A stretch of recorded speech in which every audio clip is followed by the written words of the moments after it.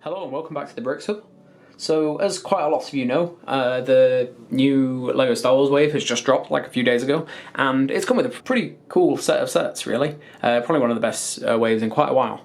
But one of the ones that stood out to me the most was this one, the Duel on Mandalore. One of my favourite Clone Wars scenes, and it's been captured really well in this. I love the printed, or not really printed, the stickered elements, you know, for the window and, you know, the chamber thing for Darth Maul. Well, it should be Maul by this point.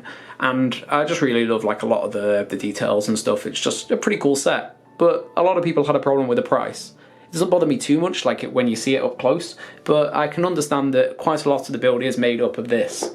This thing is kind of cool, and it had a bit of a role in the show, but I'd argue that maybe it's not the best thing as a side build, especially since it has quite a bit of pieces in it, if you look. So I thought recently, what if it was a good idea to make an alternate build?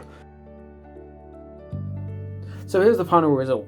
As you can probably tell, this is based on the scene in the sewers, actually, that starts around, I think the episode The Phantom Apprentice, which is one of the best Clone Wars episodes as well.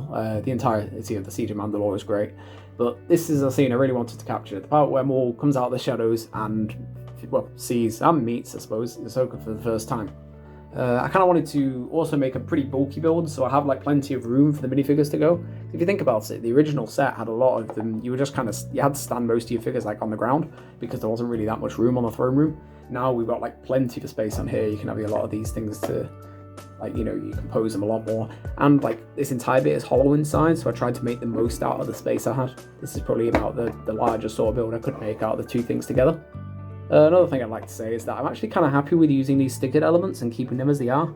Like, it's not really the sort of thing you'd see in a sewer, but it's got the sort of weird sort of like, you know, very, like, you know, Mandalorian-esque sort of place. And to be honest, this could easily be a, you know, the entrance to the throne room in Mandalore or something like that. It's a pretty versatile build. You can kind of do a lot of things with it.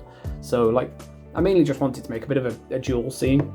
You know, somewhere where you can just like display your minifigures but still have a bit more room compared to, well, the main set, which is admittedly a little bit small. I'd say that maybe the throne is a bit more of an iconic scene, but especially for big fans of Maul, like I think the big part where he arrives in the in the tunnels and he just comes out of the shadows, I think that was a really good one. So you can see there's plenty of room for the lightsabers here.